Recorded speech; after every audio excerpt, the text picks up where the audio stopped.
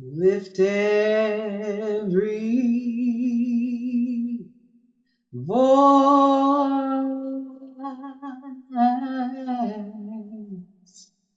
and sing till earth and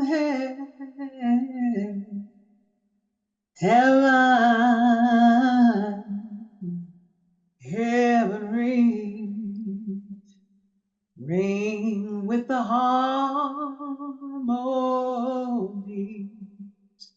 of liberty.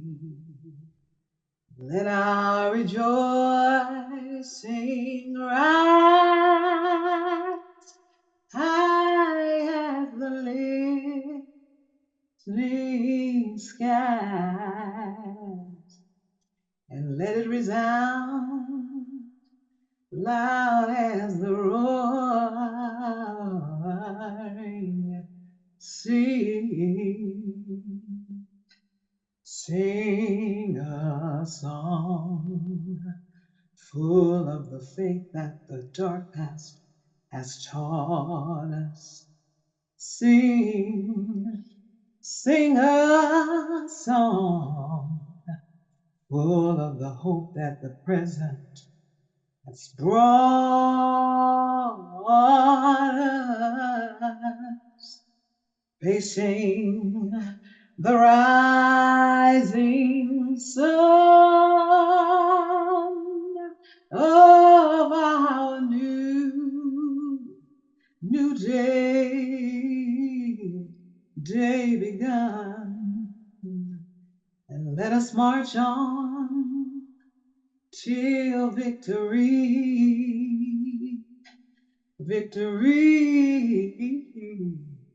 is won.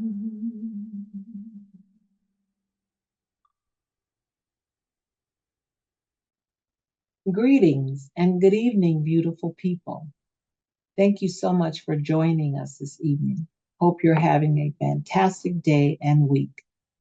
Welcome to our live YouTube readings of the final report of the California Reparations Task Force right here on the CJEC YouTube channel.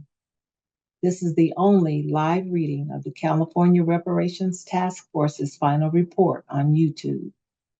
The final report of the first in the nation California Reparations Task Force is one of, if not the, most important government reports about the California Black American community since the 1960s. Equally important, it is also the foundation for current and future reparations legislation in California. The report is nearly 1,100 pages long, and we're bringing every page of it to you, chapter by chapter, every week on Thursdays at 7 o'clock p.m. Pacific Standard Time, so that you are properly educated in your advocacy for reparations in California. Today's readings of the final report is presented to you as a community service with support from the reparations organizing and mobilizing team at the Coalition for a Just and Equitable California. CJEC is California's leading grassroots organization born for reparations and reparative justice for Black American freedmen living in California. For more info on CJEC and our work helping to enact the law that created the California Reparations Task Force, California's law requiring state agencies to collect data on descendants of U.S. chattel slavery, the Act to End Current Slavery in California State Prisons, the California Freedmen Affairs Bill, and more, visit www.cjec-official.org. Before we go any further, right now, I need you to do three things. First, connect to our YouTube channel by liking this video, hitting the bell for reminders, and subscribing to our YouTube channel. Second, get connected to us on social media by following CJEC on Instagram, TikTok, Facebook, and Twitter at CJEC Official. Finally, get informed and involved. To do that, visit www.cjec.org.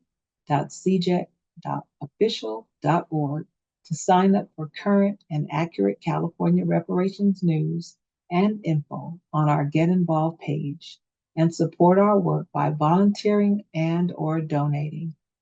To donate, just click the Donate tab on the home page of our website. Special thanks to our amazing fiscal sponsor, the California Black Women's Health Project. You can learn more about our fiscal sponsor, the California Black Women's Health Project, at www.cabwhp.org. By way of introduction, my name is Nita Watson. I live in Palmdale, California. I am a native Californian and I'm a volunteer reparations advocate with CJEC's Reparations Organizing and Mobilizing Team. The agenda for today, Chapter 40 of the final report of the California Reparations Task Force. The title of the chapter we're reading tonight, Federal Civil Rights Cases. You can follow along in the reading, download tonight's chapter, or the full final report yourself by going to our website at www.cjet-official.org/reports. Okay, we are about ready to start our reading, but before we do, I have some special thanks and announcements to make. First, as always, I'd like to thank our good friends at ETM Media Group on YouTube for their live readings of the first California Reparations Report. You can watch their readings of the first report on their channel at ETM Media Group on YouTube and on our website at www.cjet-official.org/videos. Second, for those of you who don't know, historic reparations legislation in California is here, and more is coming.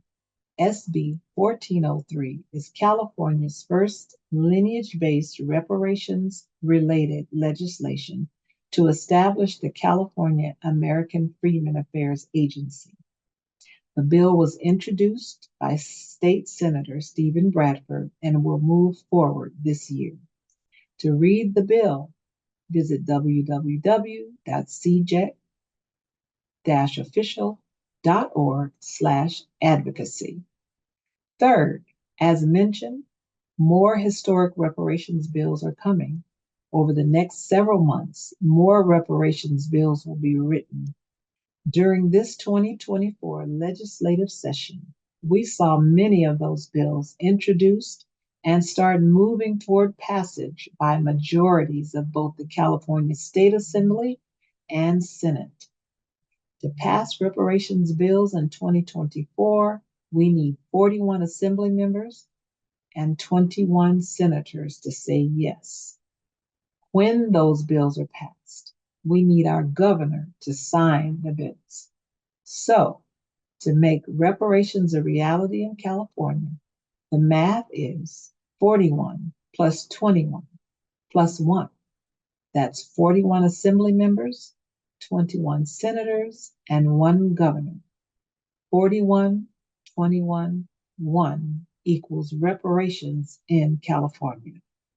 Lastly, but not least, special thanks to CJEC's Reparations Organizing and Mobilizing Team, specifically our volunteer final report readers. And without further ado, Chapter 40 of the California Reparations Task Force's final report. Chapter 40, Federal Civil Rights Cases. Introduction.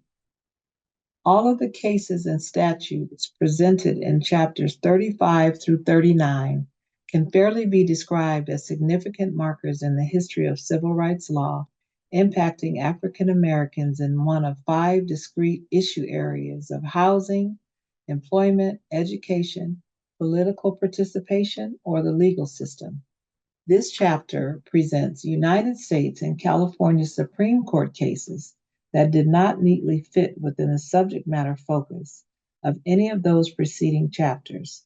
Thus, While no discussion of civil rights law impacting African Americans is complete without acknowledging the harm of court decisions like Dred Scott or Washington versus Davis, or without noting the advancement in protection afforded by a decision like Brown versus Board of Education or statutes such as the Civil Rights Act of 1964.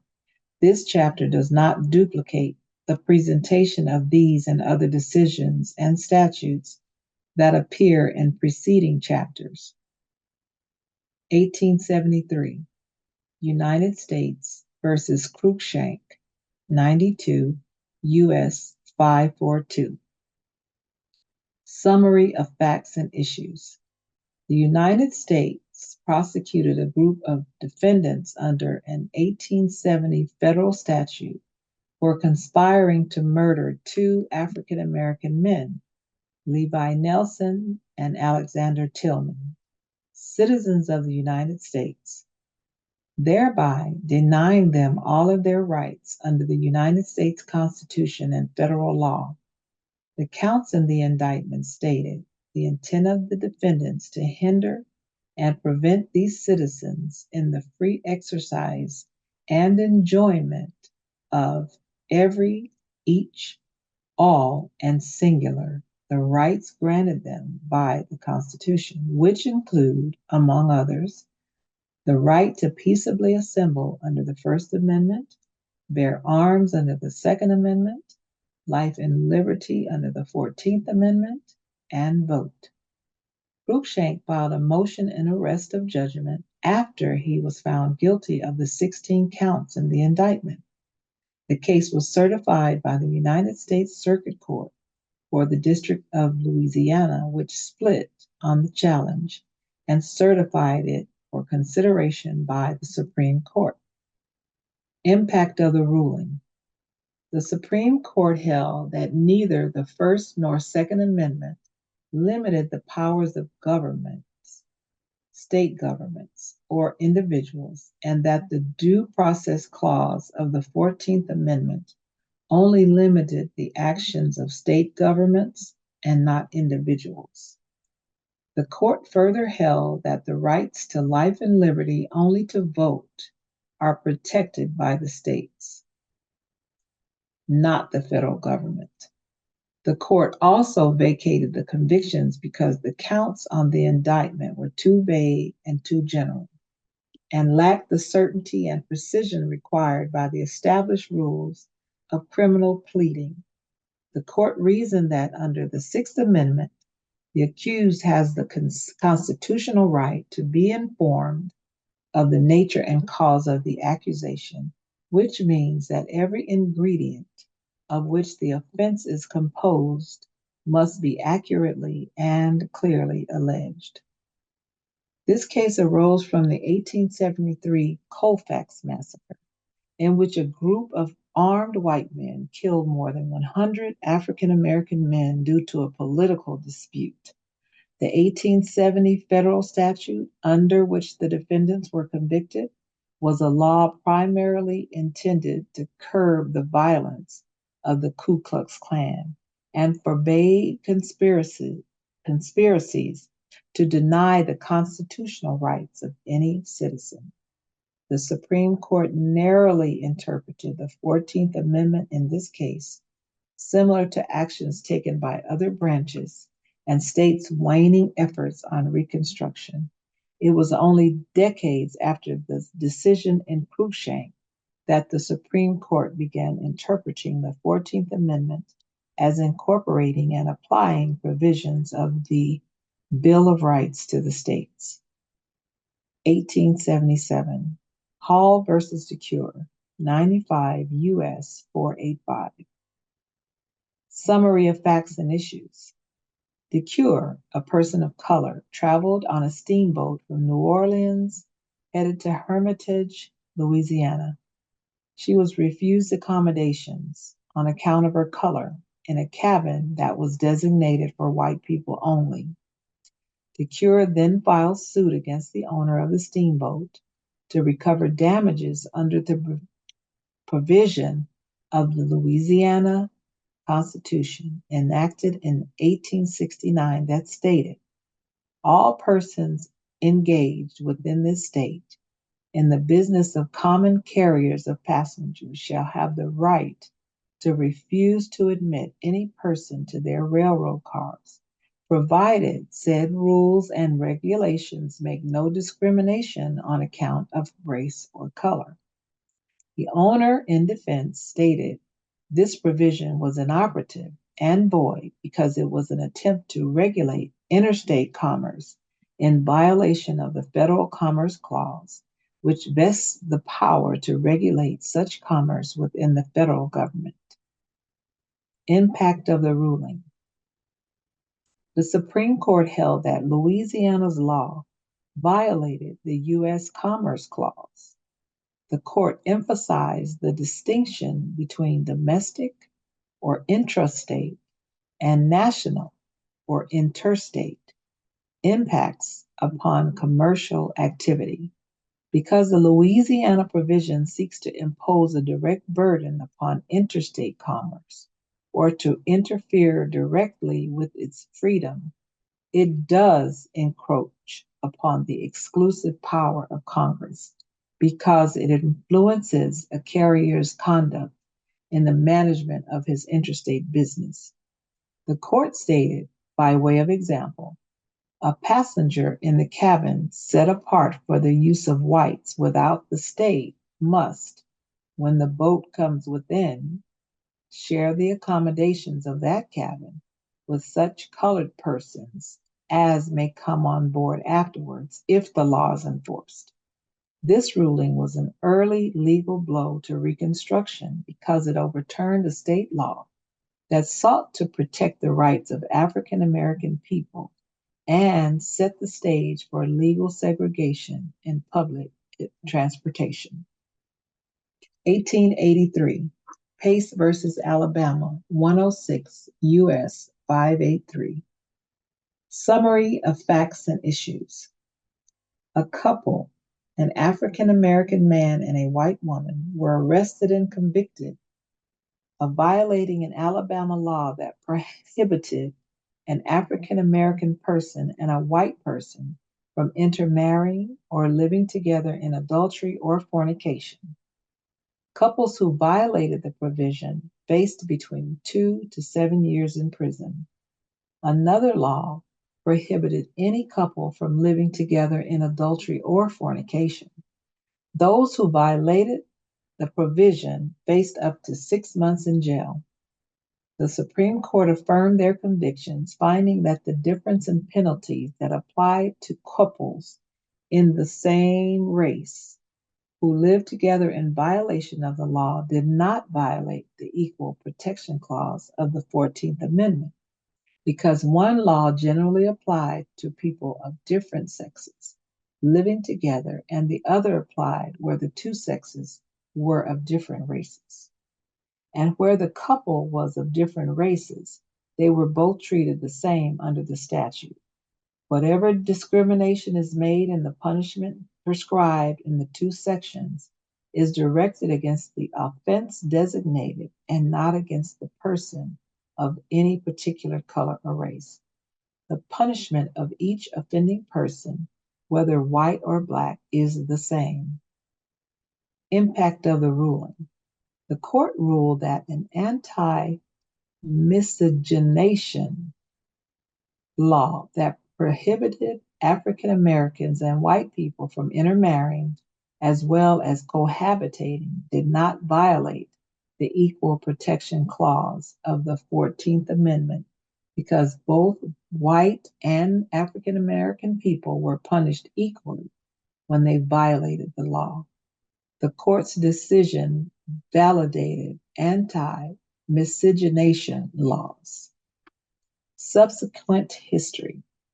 The Supreme Court's decision in Loving versus Virginia, 1967, 388 U.S. 1, which invalidated anti-miscegenation laws, noted that Pace was later overruled as having a limited view of equal protection and represents a limited view of the Equal Protection Clause, which has not withstood analysis in the subsequent decisions of this court. Civil Rights Cases 109, U.S. 3. Summary of facts and issues. Congress passed the Civil Rights Act of 1875, which provided that all persons within the jurisdiction of the United States shall be entitled to the full and equal enjoyment of the accommodations, advantages, facilities, and privileges of inns, public conveyances on land or water, theaters, and other places of public amusement, applicable alike to citizens of every race and color, regardless of any previous condition of servitude. A group of African Americans was denied accommodation at inns, theaters, and railroads and sued under this law to recover damages. Defendants, the owner of these establishments, argued Congress did not have the constitutional power to enact the Civil Rights Act. Impact of the ruling. The Supreme Court held Congress did not have the constitutional authority under the 13th or 14th Amendments to enact the Civil Rights Act of 1875. The 14th Amendment nullifies and makes void all state legislation, the state action of every kind, which impairs the privileges and immunities of citizens of the United States, or which injures them in life, liberty, or property without due process of law, or which denies to any of them the equal protection of the laws. The court ruled that what is prohibited under the 14th Amendment is state action of a particular character, not the individual invasion of individual rights by private actors. Further, even though the court affirmed that Section 2 of the 13th Amendment, in theory, clothes Congress with the power to pass all laws necessary and proper for abolishing all badges and incidents of slavery in the United States, it found Congress did not have the authority under this section to enact the Civil Rights Act. The court ruled that the 13th Amendment is not intended to adjust the social rights of men and races in the community, but rather the fundamental rights that pertain to citizenship. Subsequent history. After the decision in this case, the Supreme Court consistently struck down legislation enacted under the 13th Amendment and adopted a highly restrictive interpretation of the badges and incidents of slavery. There would be no comparable federal Civil Rights Act until 1964, more than 80 years later. 1896, Plessy versus Ferguson, 163 U.S. 537. Summary of facts and issues. Homer Plessy, a Louisiana resident who looked white but was 7/8 white and 1/8 African American, bought a first-class ticket on a Louisiana train to sit in a couch for whites only. Plessy was ordered by a conductor to vacate the couch and sit in a couch for non-whites, pursuant to an 1890 Louisiana statute that provided for separate railway cars for whites and non-whites. Plessy refused and was forcibly ejected. Plessy challenged the constitutionality of the statute on the grounds that it conflicted with the 13th and 14th Amendments. Impact of the ruling. The Supreme Court held the Louisiana statute did not conflict with the 13th or 14th Amendment. The court stated the 13th Amendment abolished slavery and involuntary servitude, and a statute which implies merely a legal distinction between the white and colored races has no tendency to destroy the legal equality of the two races or re-establish a state of involuntary servitude. It cited the civil rights cases for the proposition that the act of a private individual could not be justly regarded as imposing any badge of slavery or servitude. The court further held that the object of the 14th Amendment was undoubtedly to enforce legal equality, but could not have been intended to abolish distinctions based on color or to enforce social, as distinguished from political, equality or a commingling of the two races upon terms unsatisfactory to either. The court also noted that the enforced separation of the races, as implied to the internal commerce of the state, did not abridge the privileges or immunities of a non white person, deprive him of property without due process of law, nor deny him the equal protection of the laws. Accordingly, the question before the court was whether the Louisiana statute was a reasonable regulation. The court answered the question in the affirmative, noting that there must necessarily be a large discretion on the part of the legislature.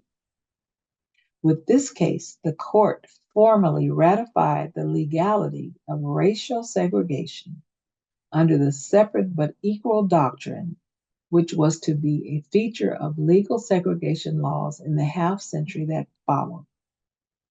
The ruling maintained racial segregation on trains and buses, and in public facilities such as hotels, theaters, and schools.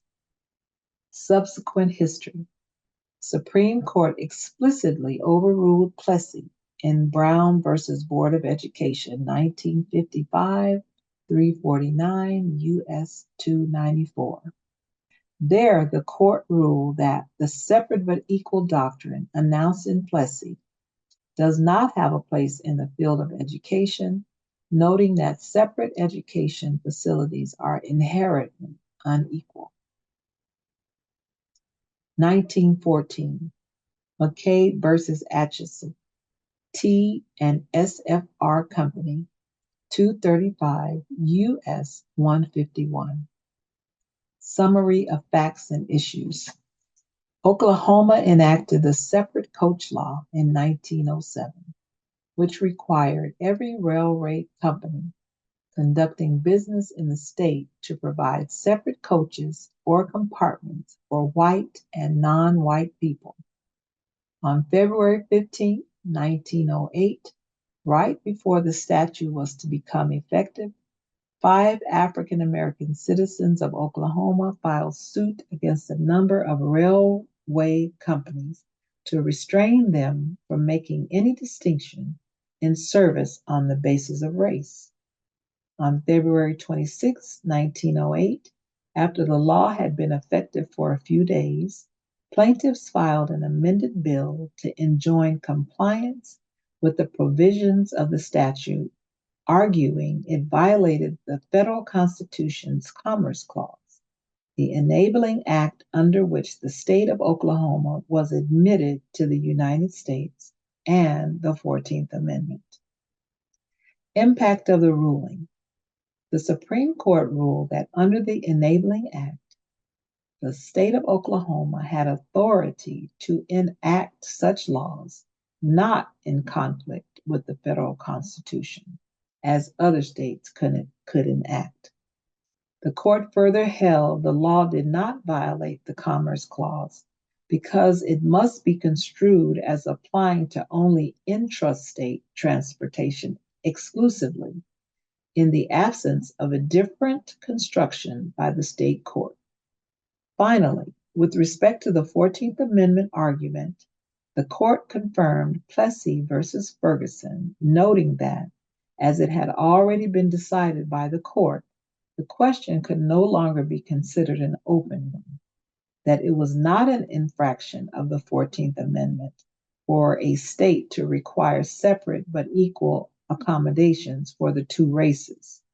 Ultimately, the court rejected plaintiff's case because they could not show an injury to themselves, i.e., that they were prevented from using sleeping cars. 1920, Cincinnati, CNE Company versus Commonwealth of Kentucky, 252 U.S. 408. Summary of facts and issues. In this case, which was argued with South Covington and Cincinnati Street, R.Y. Company versus Commonwealth of Kentucky, 1920, 252 U.S. 399. Two railroad companies were indicted for violating Kentucky's separate coach law, which required companies operating railroads in the state to furnish separate coaches for white and non-white passengers. The company's defense to the indictment was that the Kentucky statute unlawfully interfered with interstate commerce. The Court of Appeals found the company violated the statute and that the statute did not interfere with interstate commerce. Impact of the ruling. The Supreme Court rejected Federal Commerce Clause challenge, noting that even though the railway company operated a railway between Kentucky and Ohio, there are other considerations. The court noted the railway companies were a distinct operation in Kentucky, authorized by their charters, and it was this operation that the separate coach law regulated and nothing more. The court emphasized the regulation of the act affects interstate business, incidentally, and does not subject it to unreasonable demands. The court maintained it was not concerned with the railway company's attempt to distinguish between street railways and other railways, and between urban and interurban roads. 1945, Screws versus United States, 325 U.S. 91. Summary of facts and issues. The defendant police officers arrested Robert Hall, a 30-year-old African-American man, for the theft of a tire. The officers took Hall to the courthouse and beat him with their fists and a solid bar blackjack. The officers claimed Hall reached for a gun and used insulting language, and he was beaten for 15 to 30 minutes until he was unconscious. Hall was taken to the hospital but died within the hour. The officers were indicted for violating a federal criminal statute that prohibits willfully depriving an individual of his rights under the Due Process Clause of the Constitution based on the individual's race, 18 U.S.C. Section 52, and conspiracy to commit the same crime, 18 U.S.C. Section 88. The trial judge instructed the jury that due process of law gave Hall the right to be tried by a jury and sentenced by a court, and that the jury should find defendants guilty if they, without its being necessary to make the arrest effectual or necessary for their own personal protection, beat this man, assaulted him, or killed him while he was under arrest. The jury returned a guilty verdict, and the Court of Appeals affirmed. Defendants appealed, contending that Title 18, United States Code Section 52, was unconstitutional because it applied criminal penalties to acts in violence of the Due Process Clause of the 14th Amendment. Impact of the ruling. A plurality of the Supreme Court held the statute was not unconstitutionally vague, so its enforcement did not turn all torts of state officials into federal crimes.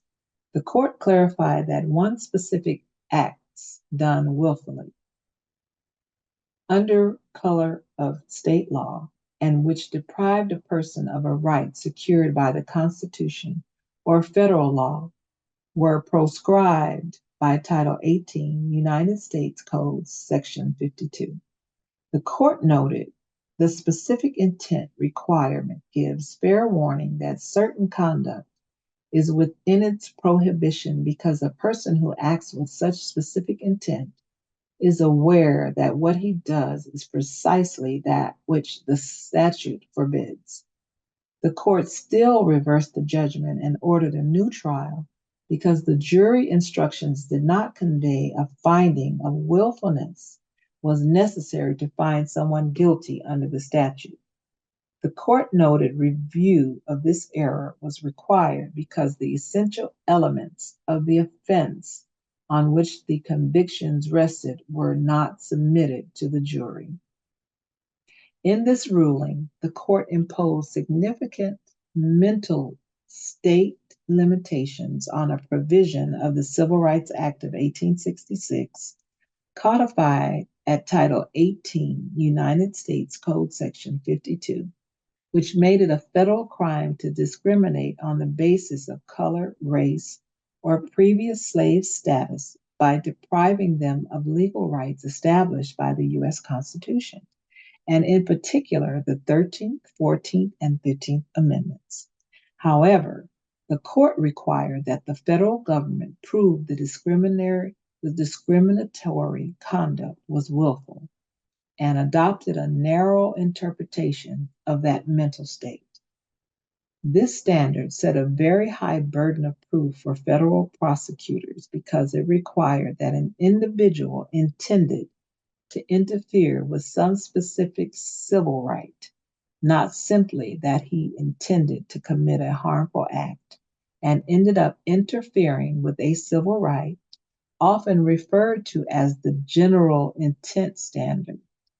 The court's interpretation of willfully made it hard for the federal government to prosecute criminal violations of state laws motivated by racial bias. Subsequent history. The Supreme Court held in United States versus Lanier that in order to satisfy the fair warning requirement in prosecuting actions under this statute, it is not necessary that the right in question has been identified in a Supreme Court decision and has been held to apply in a factual situation fundamentally similar to the case at issue. Instead, criminal liability under the statute may be imposed for a deprivation of a constitutional right if and only if, in light of pre-existing law, the unlawfulness under the Constitution is apparent. 1946, Morgan versus Commonwealth of Virginia, 328 U.S. 373. Summary of facts and issues. Irene Morgan, an African American woman, was traveling on a bus from Gloucester County, Virginia, to Baltimore, Maryland, and she was asked by the driver of the bus to move to a back seat, partially occupied by other colored passengers, so her seat could be used by white passengers. Morgan refused, and she was arrested, tried, and convicted under a Virginia statute for failure to comply with the requirement for white and colored passengers to be seated separately on all passenger buses traveling in the state and between states. Morgan challenged the law as violative of the Commerce Clause in the United States Constitution. Impact of the ruling.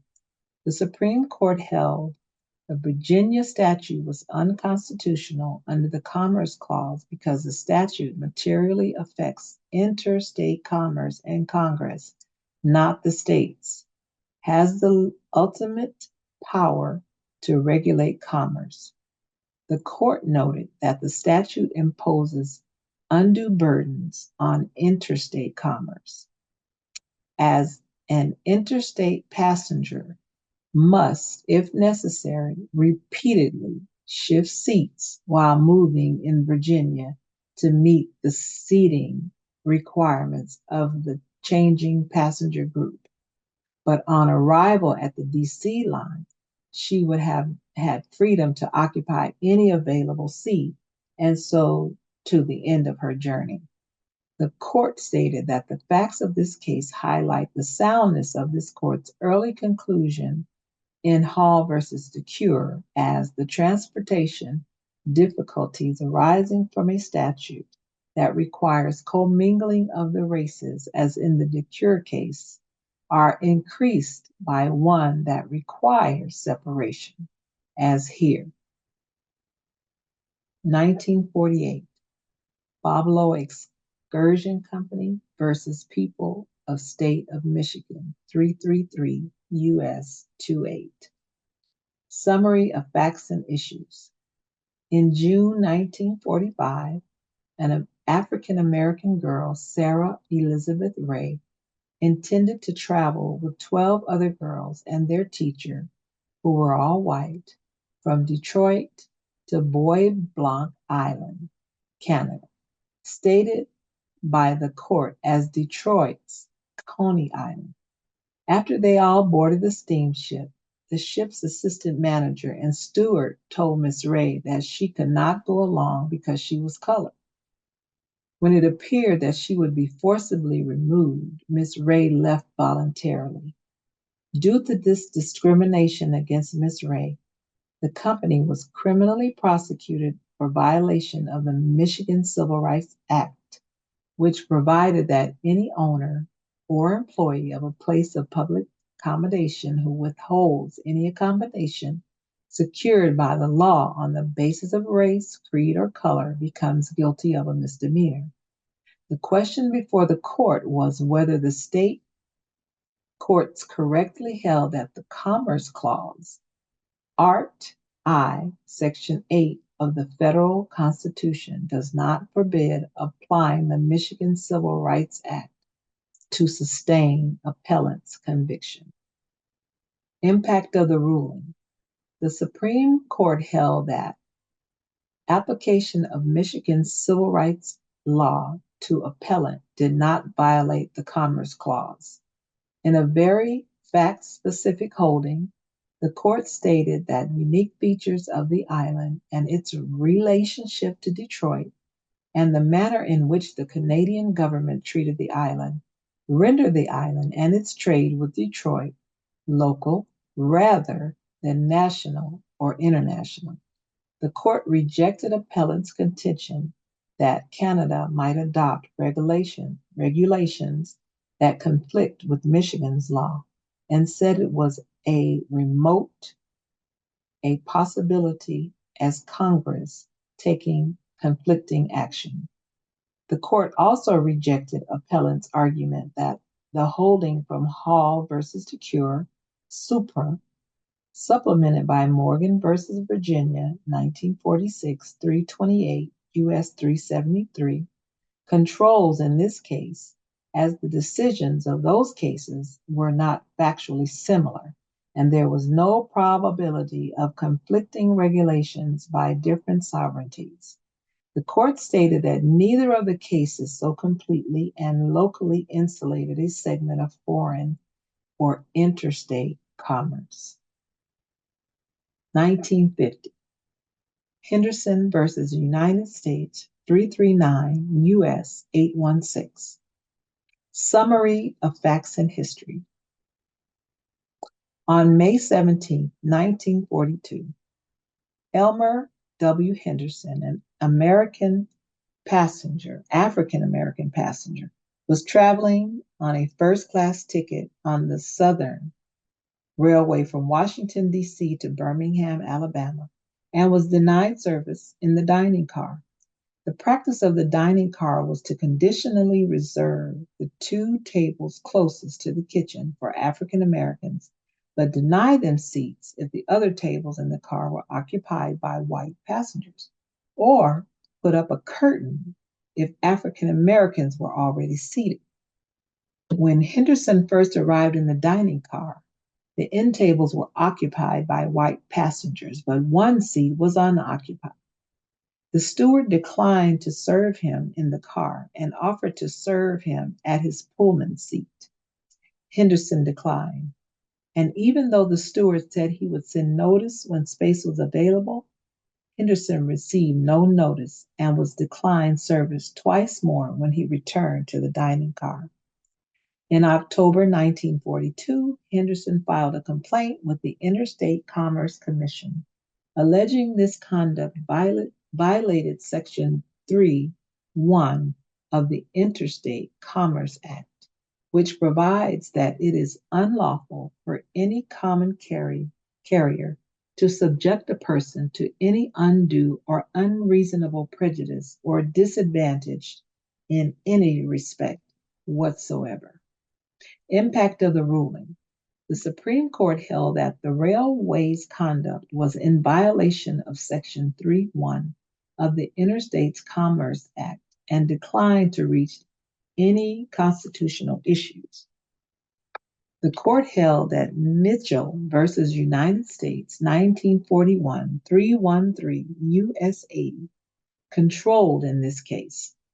In Mitchell, an African American passenger with a first class ticket was denied a Pullman seat, even though such a seat was unoccupied and would have been available to him had he been white. The railroad rules limited the amount of Pullman space available to African American passengers. The court held the passenger in Mitchell had been subjected to an unreasonable disadvantage in violation of Section 3(1).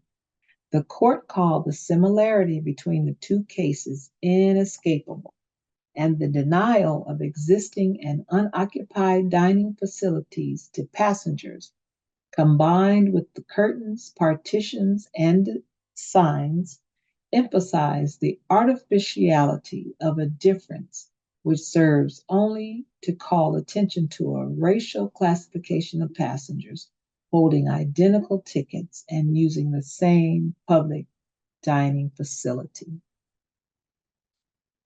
1961. Burton versus Wilmington Parking Authority, 365 U.S. 715. Summary of facts and issues.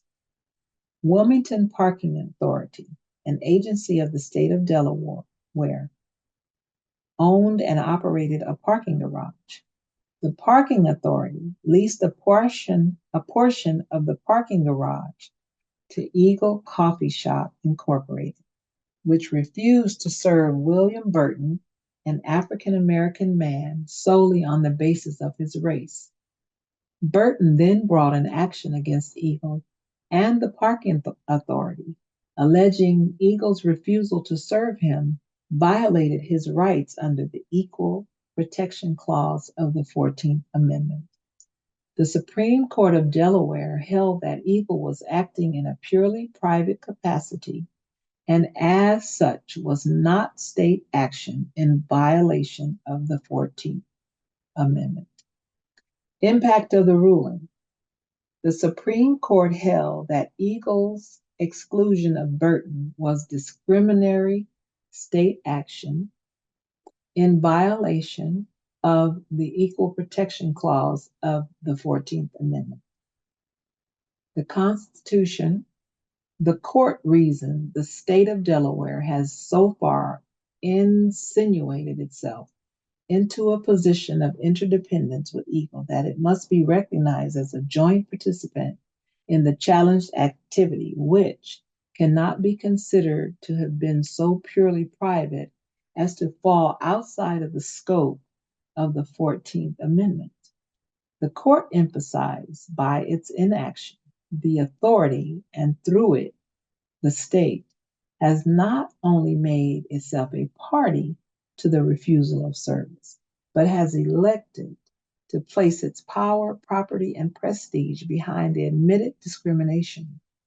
The court noted that the parking authority in its lease with Eagle could have affirmatively required the coffee shop to discharge the responsibilities under the 14th Amendment imposed upon the private enterprise and a consequence of state participation.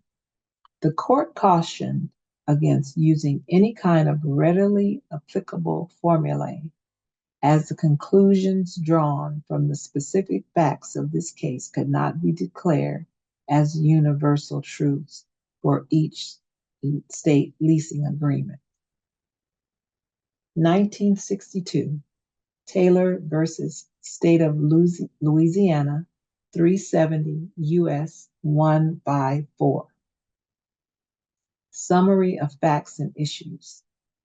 6 African American men were convicted of violating Louisiana's breach of peace statute after 4 of them waiting in a waiting room reserved for white people at a bus stop in Louisiana for a bus to Mississippi, and 2 others sat nearby in the car that had brought them to the station. A police officer arrested the men after they communicated they were interstate passengers, had rights under federal law, and refused to leave. The court trial held that the mere presence of the African American men in the waiting room was a breach of the peace, despite the men having been quiet, orderly, and polite. Impact of the ruling.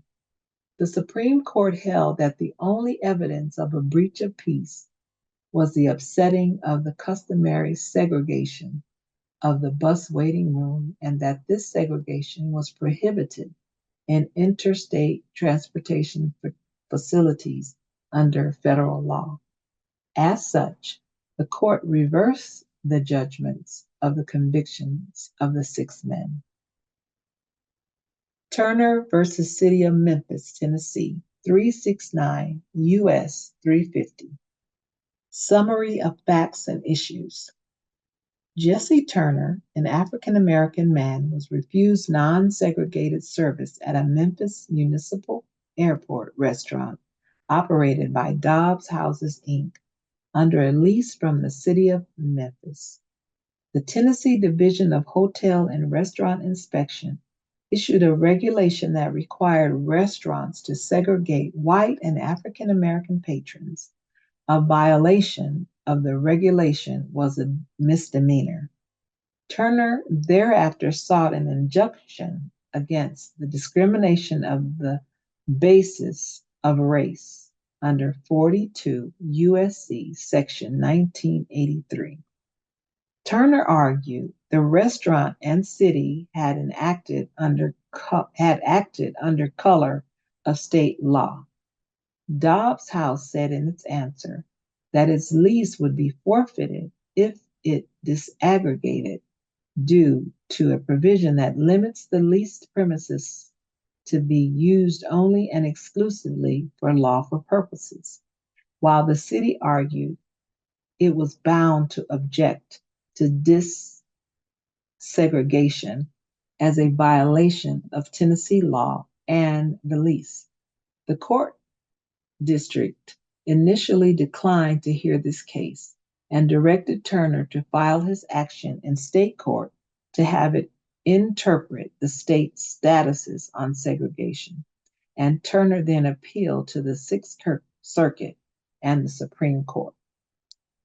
Impact of the ruling. The Supreme Court vacated and remanded the case to the district court to grant Turner injunctive relief, holding that pursuant to Burton versus Wilmington Parking Authority, 1961, 365 U.S. 715, not only was the restaurant subject to the 14th Amendment because it was operated within a state airport, but also the regulations upholding segregation in Tennessee were inconsistent with the 14th Amendment. The court cited cases striking down racial segregation as a violation of the Equal Protection Clause. Brown versus Board of Education, 1954, 347 U.S. 483, Education. Mayor and City Council versus Dawson, 1955, 350 U.S. 877, Beaches. Holmes versus City of Atlanta, 1955, 350 U.S. 879, Golf Courses. Gale versus Browder, 1956, 352 U.S. 903, City Buses. And New Orleans City Park Improvement Association versus DTH, 1958, 358 U.S. 54, Parks. 1963, Edwards versus South Carolina, 372 U.S. 229. Summary of facts and issues. 187 African American high school and college students walked in groups of 15 on the South Carolina State House grounds to peacefully protest the discrimination against the African American citizens of South Carolina. There were already 30 or more law enforcement officers present when the students arrived and were told by the officers that they had a right to go through the grounds as long as they were peaceful. After about an hour and 45 minutes, a crowd of 200 to 300 people had collected in the area. Although there was no basis to suggest the onlookers were anything but curious, as there was no evidence of threatening remarks, hostile gestures, or offensive language from the crowd, the students were threatened with arrest if they did not disperse within 15 minutes. The students responded with singing, clapping, and praying, and what the city manager described as boisterous, loud, and flamboyant conduct. The students were arrested and convicted of breach of the peace, and the Supreme Court of South Carolina affirmed. Impact of the ruling. The Supreme Court reversed the judgment, holding that South Carolina's vague definition of breach of peace and the lack of evidence proving the students were actually disruptive, pointing to the wrongful conviction of the students. Specifically, the court noted the students were convicted of an offense the South Carolina Supreme Court defined as not susceptible to exact definition, which evidence that showed no more than that the opinions which they were peaceably expressing were sufficiently opposed to the views of the majority of the community to attract a crowd and necessitate police protection. The court emphasized that the 14th Amendment does not allow a state to make criminal the peaceful expression of unpopular views, which is what occurred in this case. Peterson versus City of Greenville, South Carolina, 373 U.S. 244. Summary of facts and issues. 10 African American children were arrested for trespassing at the S.H. Crest store in Greenville, South Carolina, because they sat at a lunch counter to be served. The manager of the store had one of his employees call the police, turn off the lights, and state the lunch counter was closed.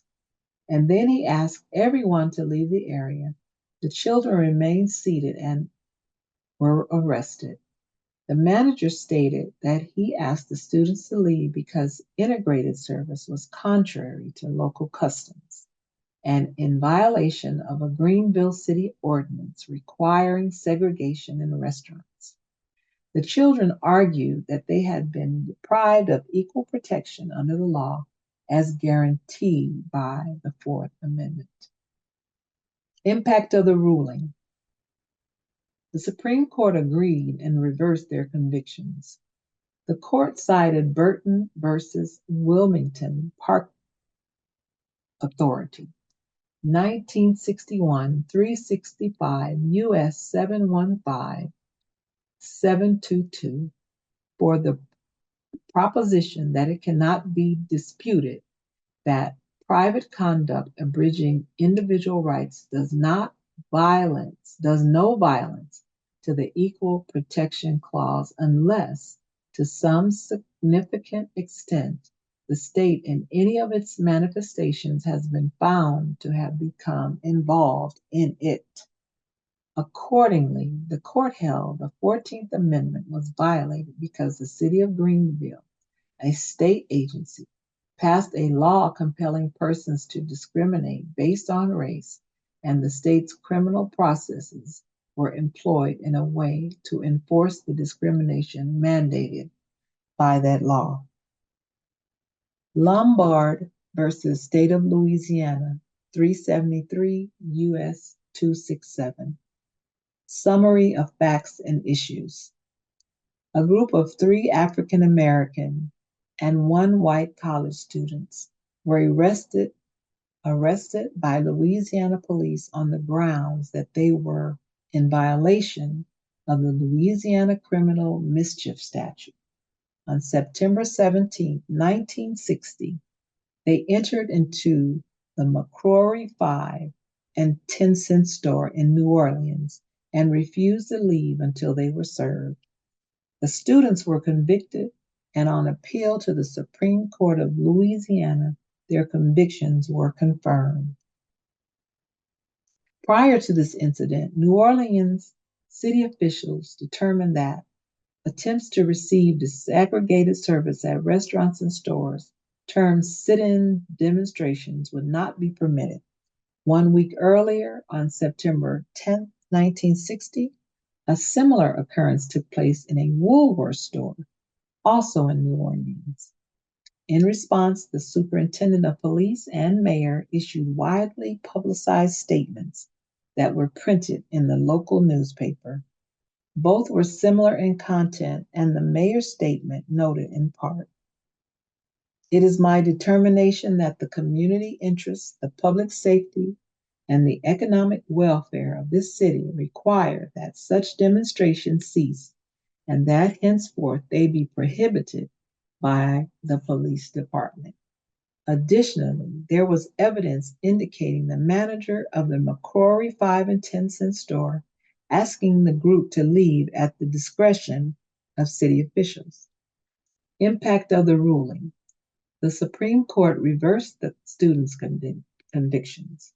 It interpreted the New Orleans city official statements as though the city had an ordinance prohibiting desegregated service in restaurants.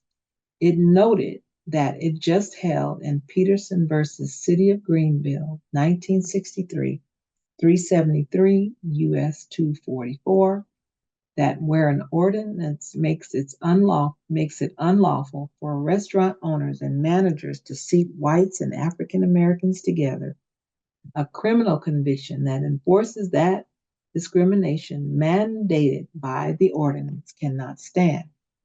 The court stated the official command here was to direct continuance of segregated services in restaurants and not to preserve the public peace in a non-discriminatory fashion in a situation where violence was present or imminent by reason of public demonstrations. 1964, Ham versus City of Rock Hill, 379 U.S. 306. Summary of facts and issues. The highest courts of South Carolina and Arkansas confirmed convictions under state trespass statutes against African American petitioners for participating in sit-in demonstrations in luncheon facilities or retail stores where they were refused service. The 2 cases, Ham versus City of Rock Hill and Looper versus State of Arkansas, were consolidated for argument before the United States Supreme Court. Impact of the ruling.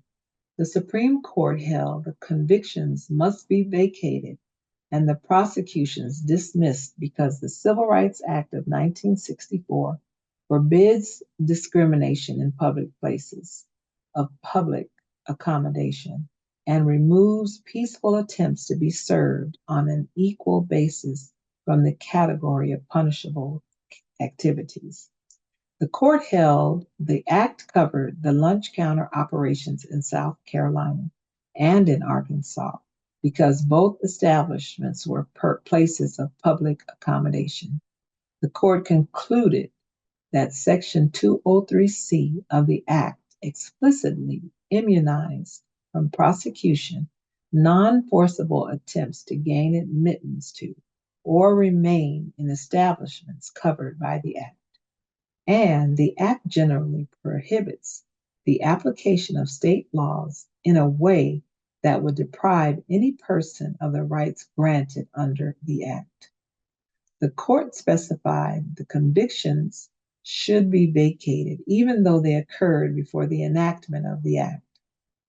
The court stated that in cases involving great national concerns, it must decide according to existing laws, and if it be necessary to set aside a judgment, rightful when entered, but which cannot be affirmed but in violation of law, the judgment must be set aside.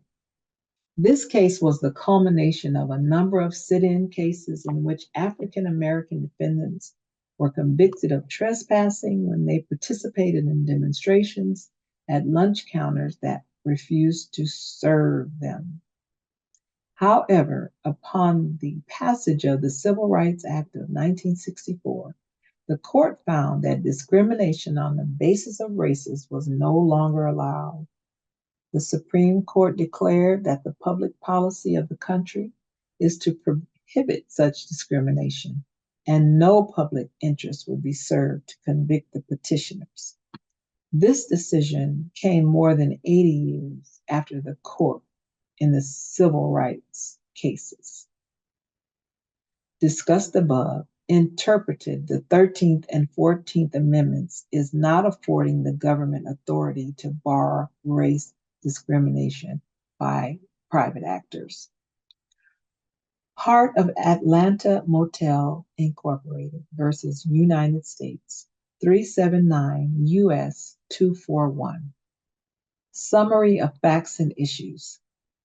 The Heart of Atlanta Motel had 216 rooms available to guests, was located near interstate highways, was advertised in national media, and served approximately 75% out-of-state clientele. Prior to passage of the Civil Rights Act of 1964, the motel refused to rent rooms to African Americans, and it took the position that it would continue to do so, leading to this case. The motel contended that Congress, in passing this act, exceeded its power to regulate commerce under the Commerce Clause. Impact of the ruling. The Supreme Court held that Title II of the Civil Rights Act of 1964, which prevents discrimination in public accommodations based on race, color, religion, or national origin, was constitutional. The court discussed the disruptive effect of racial discrimination on interstate commerce and noted that the voluminous testimony before the Senate and the House of Representatives presented overwhelming evidence that discrimination by hotels and motels impedes interstate travel. The court even noted conditions for African Americans had become so acute that a special guidebook had been created to list available lodgings for them, which was itself dramatic testimony to the difficulties African Americans encounter in travel. 1966, Evans versus Newton, 382 U.S. 296. Summary of facts and issues. In 1911, Senator Augustus Bacon executed a will that left land he owned to the mayor and city council of Macon, Georgia. The will stated that after the death of his wife and daughters, it was to be used as a park for white people only and managed by a board of managers, all of whom were to be white. The city of Macon managed the park according to these terms, but eventually opened it up to African Americans when it believed it could no longer legally exclude them. Evans, a member of the board of managers, and other members filed suit against the city and several trustees of Bacon's estate, asking that the city be removed as a trustee and new trustees be appointed. Several African American residents of Macon intervened on behalf of the city as well as heirs of Bacon's estate, asking for a reversion of the trust property back to the estate if the petition was denied. The city resigned the trustee, taking the position that it could not legally enforce racial segregation in the park, which the Georgia State Court accepted and the Supreme Court of Georgia affirmed. Impact of the ruling. The United States Supreme Court reversed the decisions of the lower courts, accepting the resignation of the city as a trustee.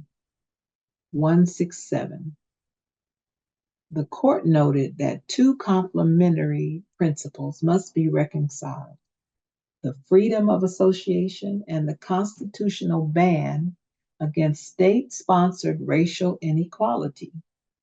168.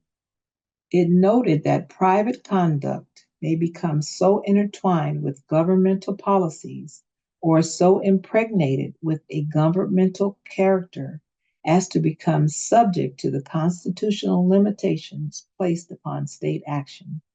169. The court reasoned that the park for years was an integral part of the city of Macon's activities and was taken care of by the city as a public facility, such that the tradition of municipal control had become firmly established. The court's conclusion was further supported by the nature of the service rendered the community by a park, which is municipal in nature and in the public domain. 1967, Loving versus Virginia, 388 U.S. 1. Statement of facts and issues. Mildred Jeter, an African American woman, and Richard Loving, a white man, were married in Washington, D.C., and when they returned to Virginia, they were indicted for violating Virginia's ban on interracial marriage.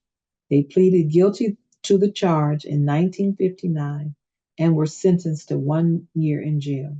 But the trial judge suspended the sentence for a period of 25 years on the condition that the Lovings leave Virginia and not return for 25 years.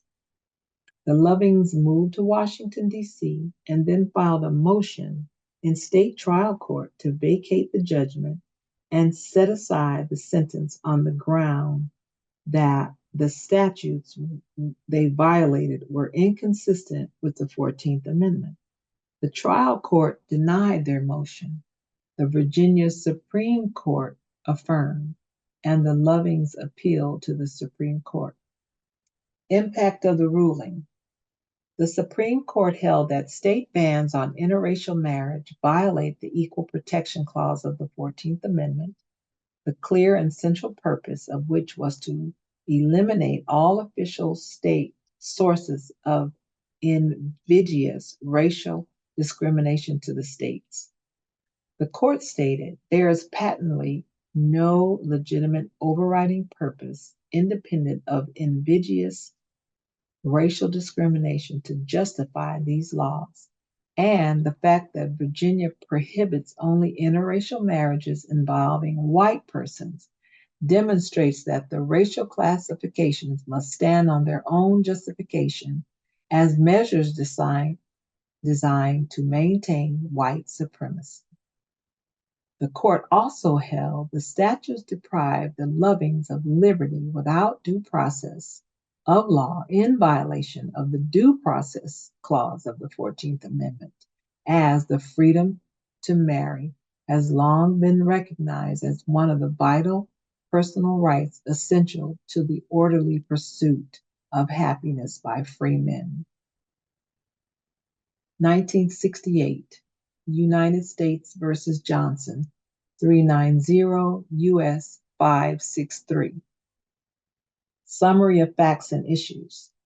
3 African American people in Georgia were patrons at the restaurant when outside hoodlums not affiliated with the restaurant assaulted them for the purpose of discouraging them and other African Americans from seeking service there on the same basis as white people.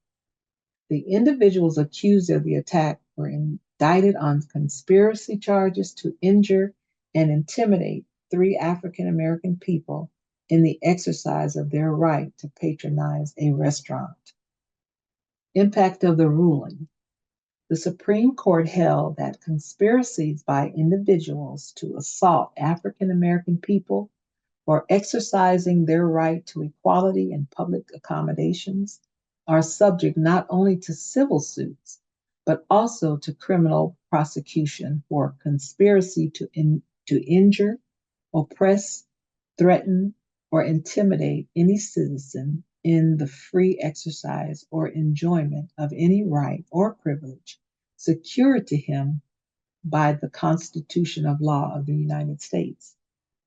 The court noted that even though Section 207B of the Civil Rights Act of 1964 states that an injunction could be obtained by a party aggrieved under the law and is the exclusive means of enforcing the rights based on this title, there is a further provision stating that nothing in the law shall preclude a state or local agency from pursuing any remedy, civil or criminal, which may be available for the vindication or enforcement of such right. Lee versus Washington, 380 U.S. 333. Summary of facts and issues. African Americans confined in various Alabama jails filed an action for declaratory and injunctive relief regarding racial segregation in Alabama's state penal system and in county, city, and town jails. A 3-judge district court panel found certain state statutes violate the 14th Amendment to the extent they required racial segregation in prisons and jails. Impact of the ruling. The Supreme Court held the statutes requiring racial segregation in prisons and jails were unconstitutional and violated the 14th Amendment, though further orders directing segregation could make an allowance for prison security and discipline. The decision reaffirmed the court's determination to end segregation not only in schools, but in other public institutions. 1970. Addicts versus S.H. Kress and Company, 398 U.S. 194. Summary of facts and issues.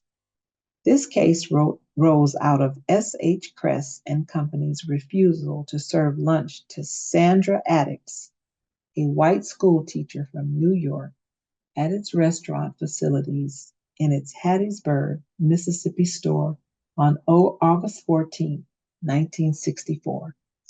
Addicts was with 6 African American children who were her students in a Mississippi Freedom School, where she was teaching that summer. After Addicts left the store, she was arrested on a vagrancy charge. Addicts filed suit against Kress, alleging a violation of her right under the Equal Protection Clause not to be discriminated against on the basis of race. She advanced 2 claims. 1, she was refused service because there was a custom of refusing service to white people in the company of African Americans, and two, the refusal of service and arrest were the result of a conspiracy between Cress and the Hattiesburg police. At trial, Addicts failed to prove there were other instances of a white person refused service for being with African Americans, and therefore addicts did not establish a custom. Accordingly, the district court directed a verdict in favor of Cress on the first count. The second count was dismissed on summary judgment before trial. The Court of Appeals affirmed on both accounts, and addicts appealed. Impact of the ruling. The Supreme Court held the district court erred in granting summary judgment. The Supreme Court concluded that addicts could advance an equal protection claim under 42 U.S.C. Section 1983, which applies to the deprivation of rights under color of law. If she proved she was refused service by Crest because of a state-enforced custom requiring racial segregation in Hattiesburg restaurants, specifically, the court noted it was error to grant Crest's motion for summary judgment on the second count because Crest did not meet its burden of proving there was no conspiracy between Crest and the Hattiesburg police.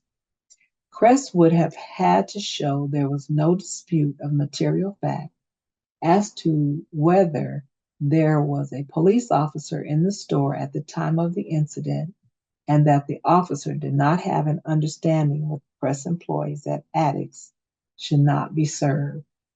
Because Crest failed to prove there was no police officer in the store during the incident, the court reversed summary judgment.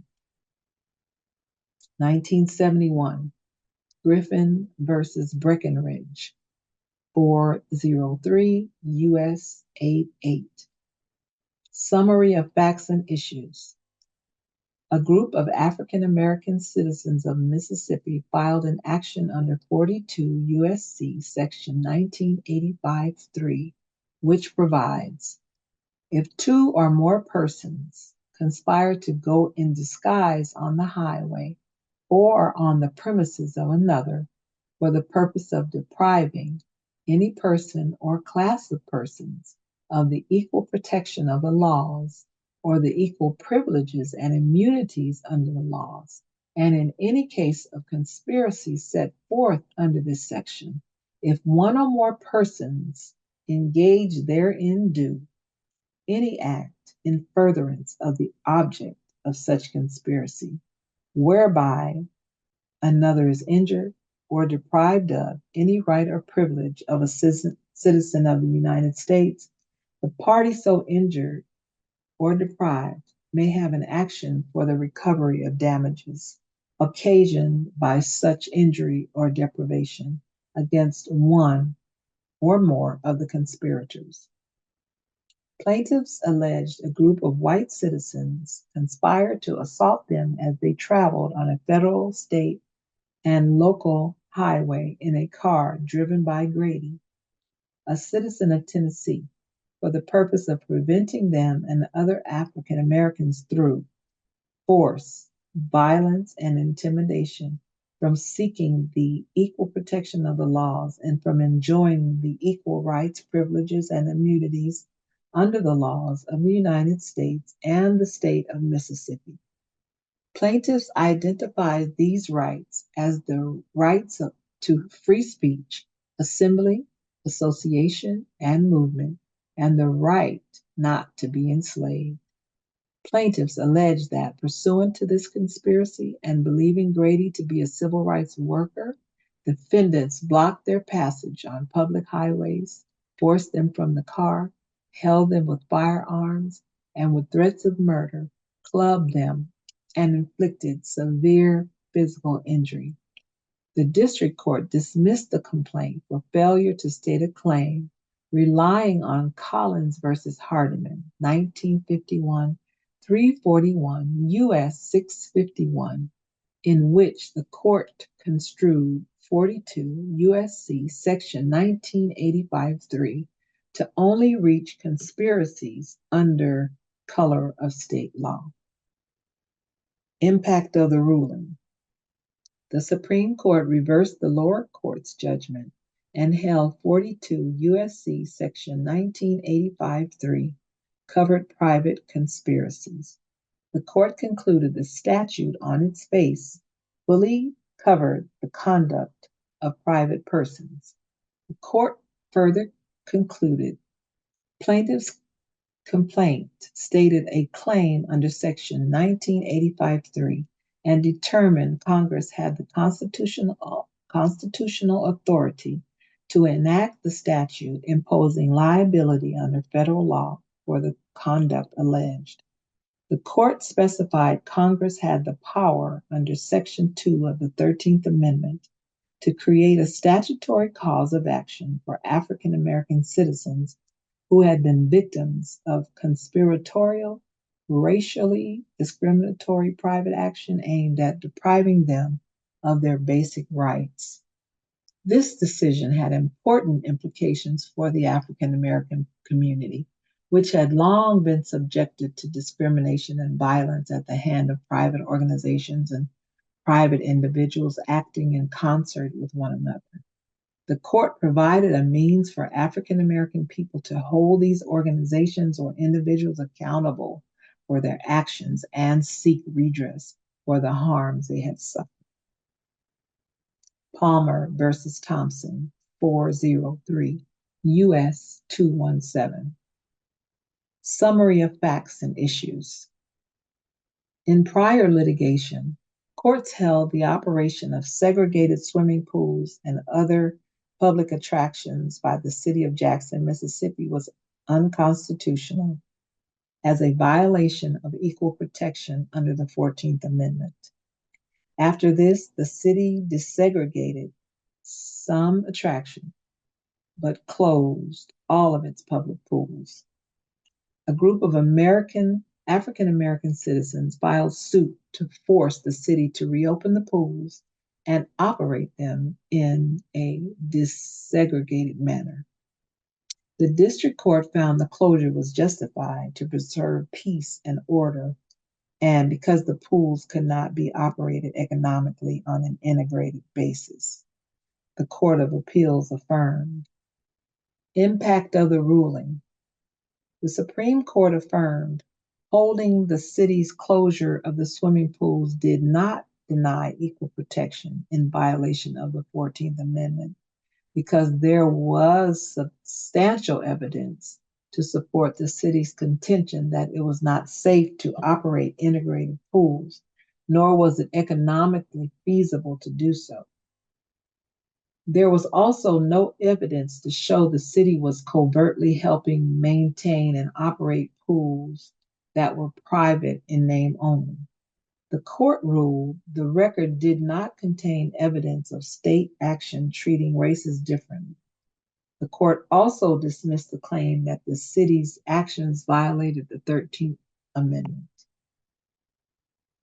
1972, Moose Lodge, number 107 versus Urbis, 407 US 163. Summary of facts and issues. Urbis, an African American man, was denied service by a Moose Lodge in Harrisburg, Pennsylvania, despite being invited to its private dining room by a white member. All Moose Lodge clubs were limited to white members only.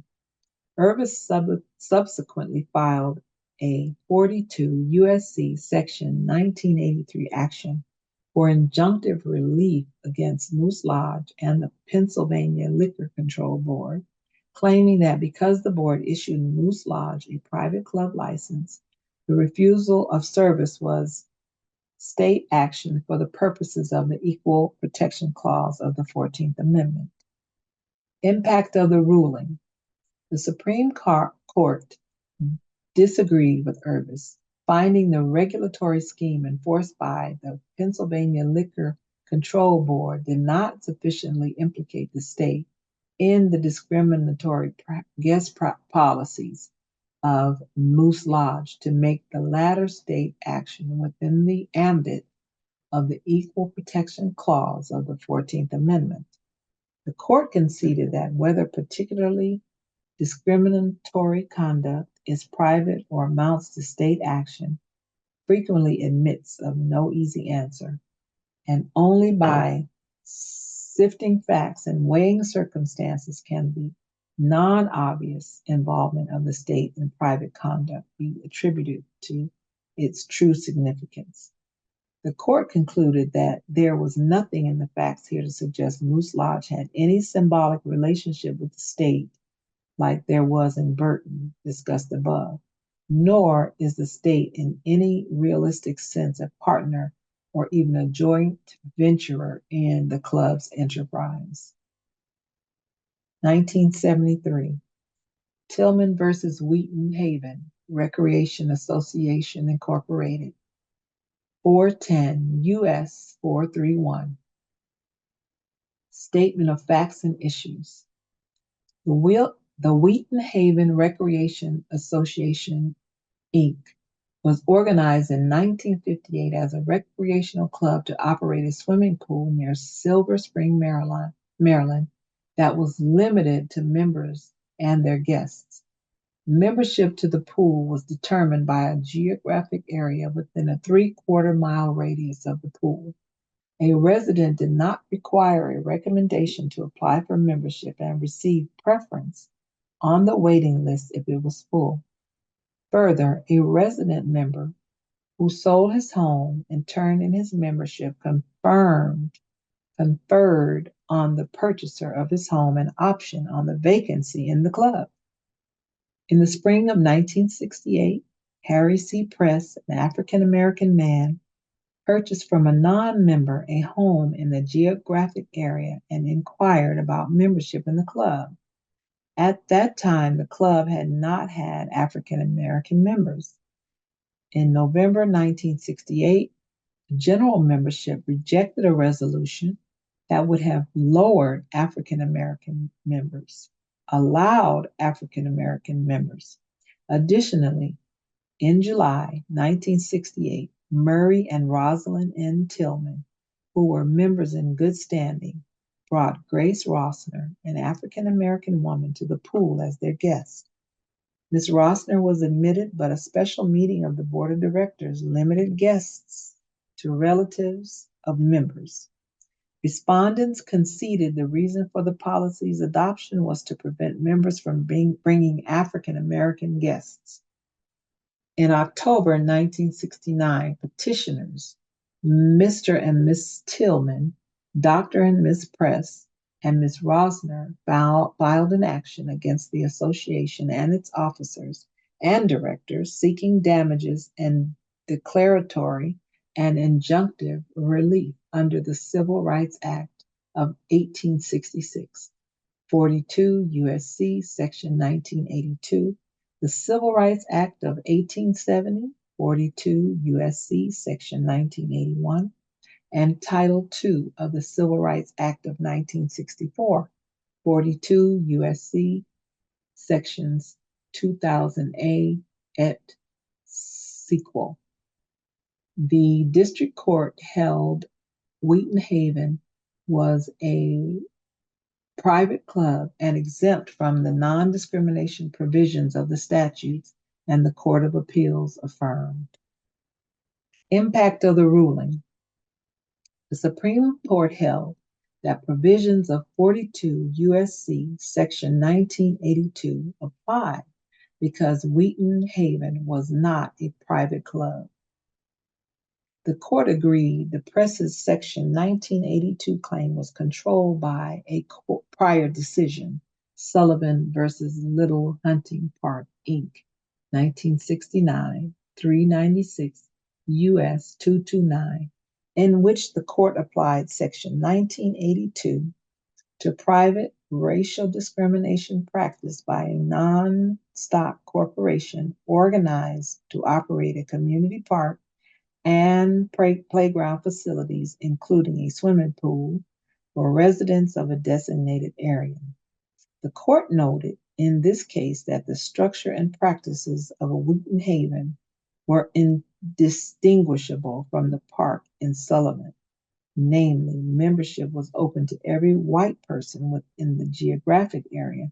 There was no selective element other than race, and members required formal board or membership approval. The court declined to consider respondents' contention that 42 USC section 2000 AE limited the sweep of section 182. 1974, Gilmore versus City of Montgomery, Alabama, 417 U.S. 556. Summary of facts and issues. In December 1958, a group of African American citizens of Montgomery, Alabama, sought an injunction to desegregate public parks in the city. Petitioners alleged that a Montgomery ordinance, which made it a misdemeanor for white or colored persons to enter upon, visit, use, or in any way occupy public parks or other public houses or public places, violated 14th Amendment due process and equal protection rights. The district court adjudged that the ordinance was unconstitutional and enjoined defendants, the city of Montgomery and various city officials, from enforcing the ordinance or any custom, practice, policy, or usage that would require African Americans to submit to segregation in public parks, the Court of Appeals affirmed. Petitioners subsequently filed a motion for supplemental relief, which argued the city was allowing racially segregated schools, private groups, and clubs to use city parks and recreational facilities. The district court granted petitioners' request for relief and enjoined the city and its officials from allowing racially segregated school and non-school groups from using city-owned or city-operated recreational facilities. The Court of Appeals affirmed that part of the injunction that enjoined exclusive use of city facilities by segregated private schools. However, it also directed the district court to modify its order to allow non-exclusive groups by segregated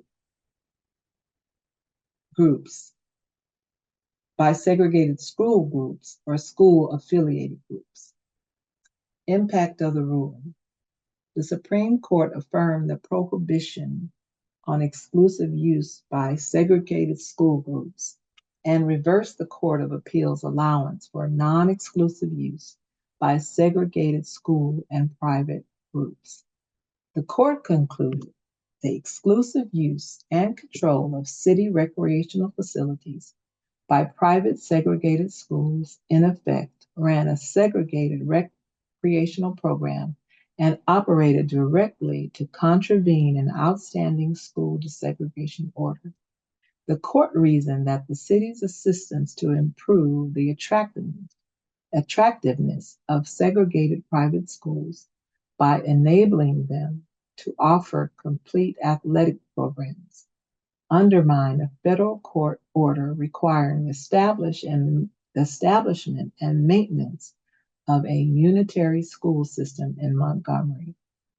The court therefore concluded that it was wholly proper for the city to be enjoined from permitting exclusive access to public recreational facilities by segregated private schools and by groups affiliated with such schools.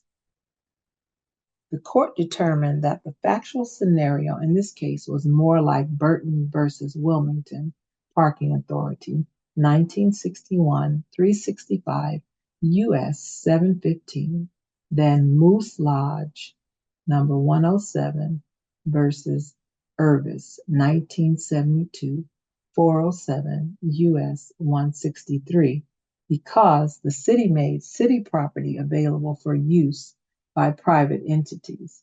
regarding the matter of non-exclusive use of public facilities by a segregated private group, the court focused on the question of whether there was significant state action involved in the private discrimination alleged.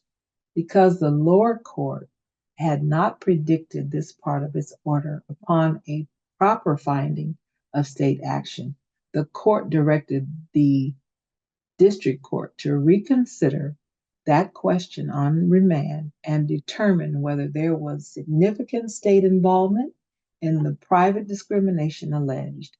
In doing so, the court observed that it had not previously attempted to formulate an infallible test for determining whether the state has become significantly involved in private discriminations so as to constitute state action, and only by sifting facts and weighing circumstances on a case by case basis can the non obvious involvement of the state in private conduct be attributed to true significance. 1976, Rizzo versus Good, 423 U.S. 362. Summary of facts and issues. Plaintiffs, African American citizens of Philadelphia, brought two class action suits against Philadelphia Mayor Frank Rizzo, the city managing director, and the police commissioner, seeking equitable relief and alleging a pervasive pattern of illegal and unconstitutional police treatment of minority citizens in particular, and Philadelphia residents in general. The district court heard about 250 witnesses and was faced with a staggering amount of evidence involving incidents of police brutality. Each of the 40-odd incidents might alone have been the piece de resistance of a short, separate trial. After parallel trials of the two suits, the district court found the evidence showed an unacceptably high number of police misconduct incidents for which defendants should be held responsible due to their failure to act in the face of the statistical pattern of misconduct. The district court then entered an order to require the defendants to submit for the court's approval a program to improve the handling of citizen complaints alleging misconduct in accordance with the guidelines in the opinion. A proposed program was then negotiated and incorporated into a final judgment by the district court, and the Court of Appeals affirmed pertinent parts. Impact of the ruling. The Supreme Court reversed the court's decision, holding that it exceeded its authority under the Civil Rights Act of 1871. The court stated the district court improperly interfered with defendants' latitude in the dispatch of internal affairs and departed from principles of federalism, which prohibit federal court interference with state agencies and officials. The court noted the evidence established only a few individual police officers, not named as parties, had violated the constitutional rights of particular individuals. Further, the court found no affirmative link between various incidents of policeman misconduct and the adoption of any plan or policy by defendants showing their authorization or approval of the misconduct. The evidence established only some 20 incidents of police misconduct in 12 months in the city of 3 million inhabitants with 7,500 policemen, which did not establish a pattern of misconduct. Relevant California Case 2000. High Voltage Wireworks, Inc. versus City of San Jose, 24 Cal 4th, 537. Summary of facts and issues. After Proposition 209 passed, the City of San Jose adopted a program that required contractors bidding on city projects to utilize a specified percentage of non-white and women subcontractors, or to document efforts to include non-white and women subcontractors in their bids. The court trial granted the plaintiff general contracting firm's motion challenging the program as a violation of Proposition 209. Impact of the ruling. The California Supreme Court affirmed the judge holding the city's program violated Proposition 209. Viewing the provisions of Article 1, Section 31 from this perspective, it is clear the voters intended to adopt the original construction of the Civil Rights Act and prohibit the kind of preferential treatment accorded by this program. The case clarified the definition of discriminant, which is to make distinctions in treatment, show partiality in favor of, or prejudice against, and preferential, which is a giving of priority or advantage to one person or group over others.